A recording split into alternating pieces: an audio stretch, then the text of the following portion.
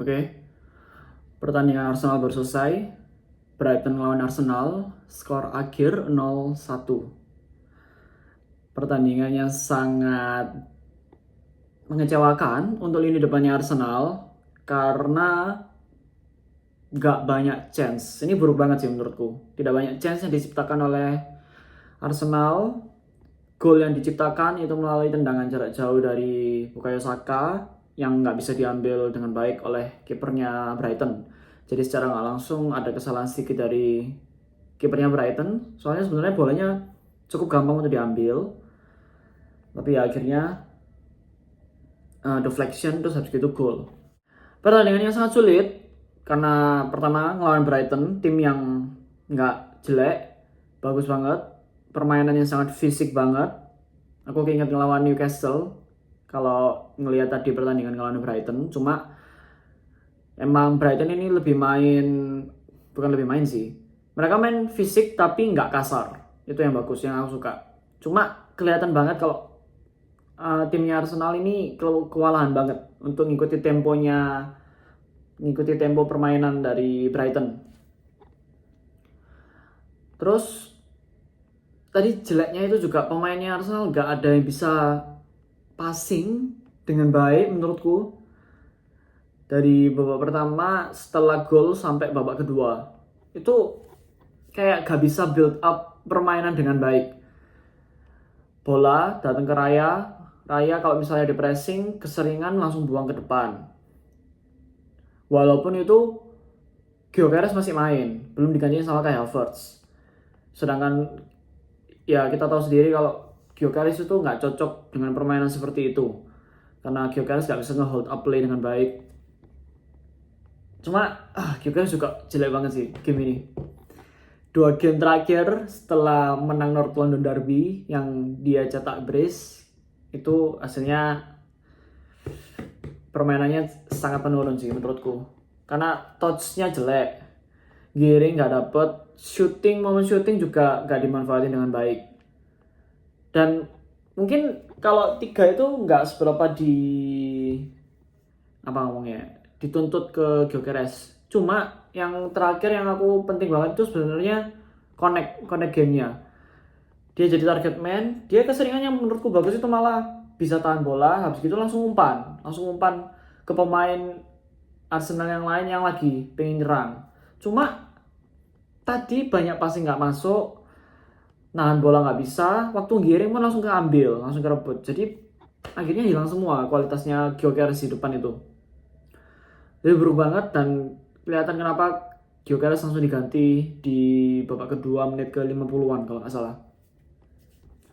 Cuma mungkin sebenarnya dilihat dari perspektifnya Arteta, Gyökeres emang digunakan dari menit awal, dari starting itu dengan tujuan biar Kai Havertz bisa masuk di babak kedua dan nggak terlalu capek. Kayaknya sih gitu. Dan juga berusaha untuk kasih match fitness ke Kai Havertz. Jadi kelihatan kenapa alasannya Gyökeres selalu di starting, karena menurutku Gyökeres nggak cocok starting. Itu termasuk sama Martinelli juga. Lebih cocok kalau misalnya Gyökeres sama Martinelli itu mainnya setelah babak kedua menurutku. Ya masuk lah setelah musuhnya udah mungkin lumayan capek, nggak terlalu bertenaga. Cuma ya karena target utamanya adalah Kai Havertz, jadi Gyökeres dimainkan untuk memfasilitasi Kai Havertz. Terus Saka tadi juga pokoknya dari segi penyerangan pemain depannya masih banyak yang mengecewakan. Saka memang dapat gol tapi ada beberapa chance yang seharusnya bisa dimaksimalkan oleh Bukayo Saka. Cuma ya itu kurang baik aja untuk finishingnya, dan juga attempt buat dribbling ke depannya emang sedikit lebih susah sih ngelawan Brighton ini, karena pemainnya Brighton banter-banter, cepet-cepet buat recovery.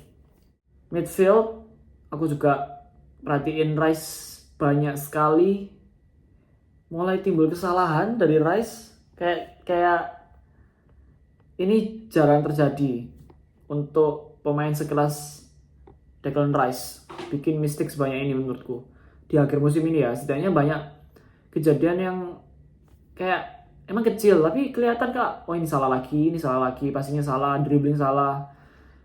Untungnya tadi aku lihat, yang aku ingat walaupun bolanya keambil sama musuh setelah Rice coba passing ke belakang, untungnya nggak gol. Tapi kalau sampai gol itu aku salahin Rice lagi tuh. Walaupun mungkin bisa salahnya defender, bisa salahnya Gabriel sama Mosquera kalau misalnya terjadi gol, tapi overturn-nya bolanya keambil sama Brighton kan gara-gara Declan Rice. Cuma untungnya yang paling bagus di match ini defense-nya Arsenal solid banget. Setelah golnya Bukayo Saka, Arsenal memang sangat kesusahan untuk nahan bola, untuk mengontrol permainan. Tapi untungnya akhirnya bisa dikatakan lagi bahwa defense-nya sangat solid banget.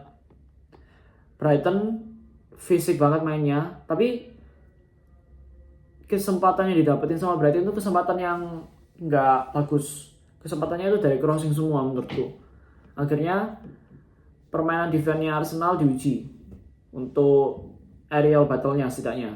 Tapi untungnya Gabriel bagus. Sekarang mungkin tadi nggak bagus, makanya nggak lama juga diganti.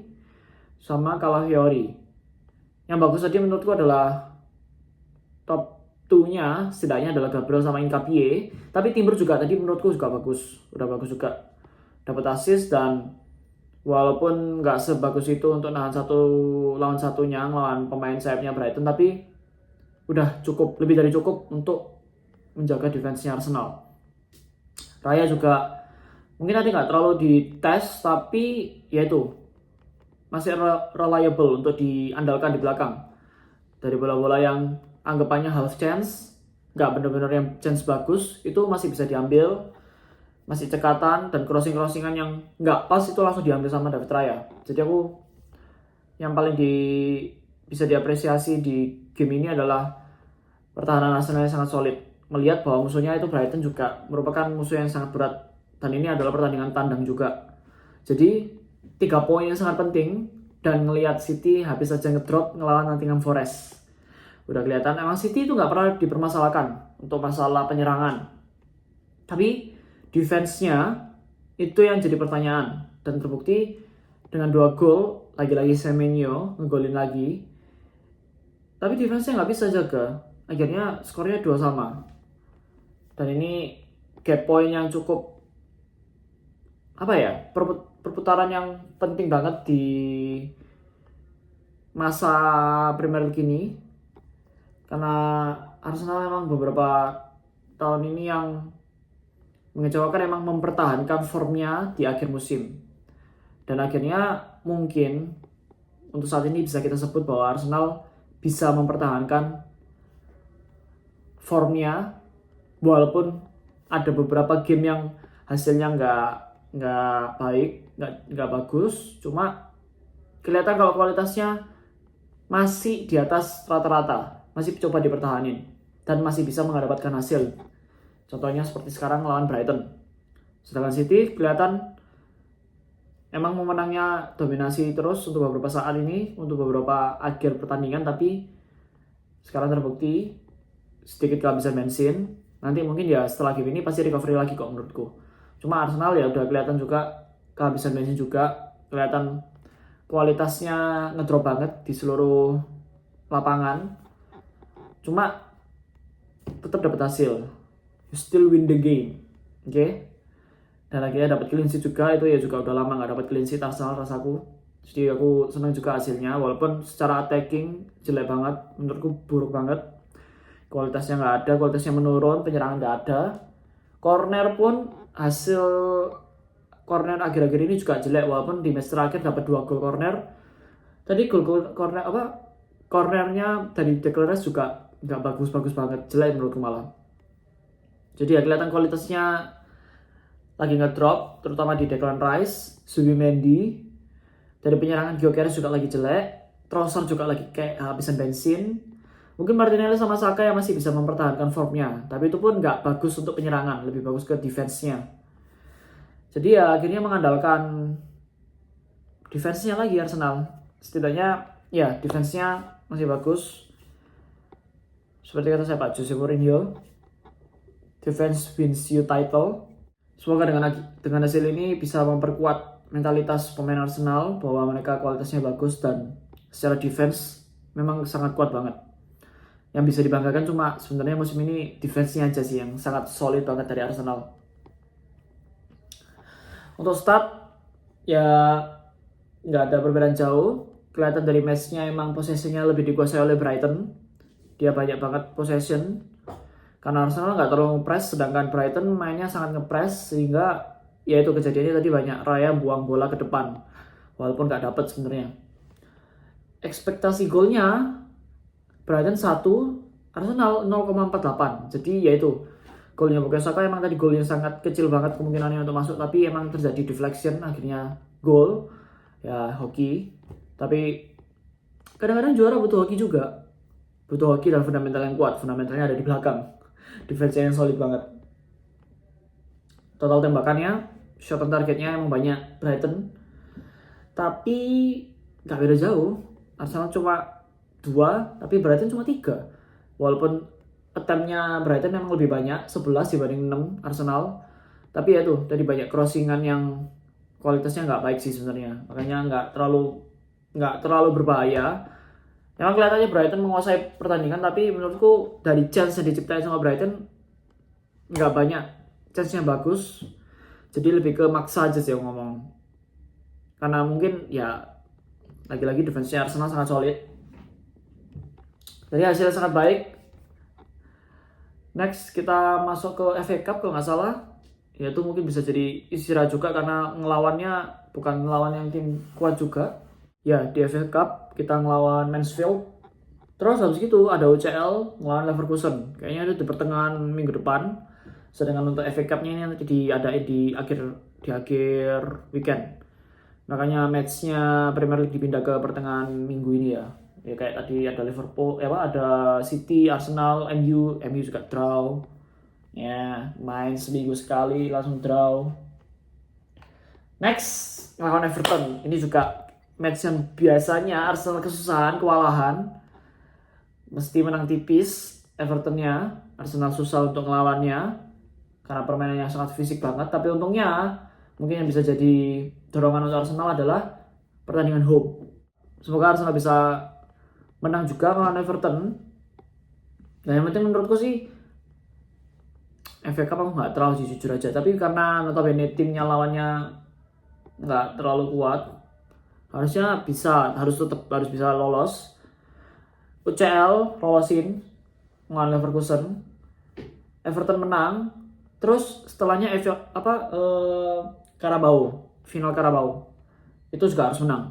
Tanggal 22 Maret. Kalau itu menang, menurutku Arsenal bakal menang IPL sama enggak, yang pasti IPL. Kalau UCL sedikit susah untuk diprediksi.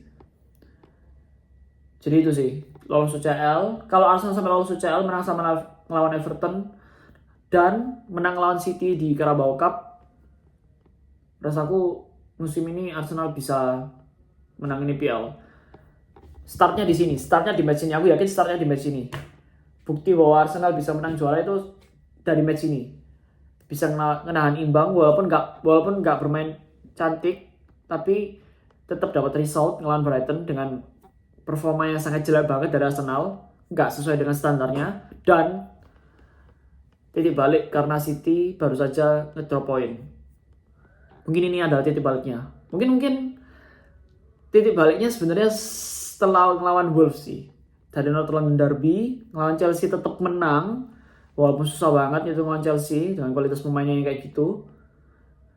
Terus sekarang bisa menang ugly win. 3 match ke depan yang menjadikan penentuan menurutku. Pertama di UCL, di Premier League 1 ngelawan Everton, dan satunya terakhir waktu ngelawan City di Carabao Cup.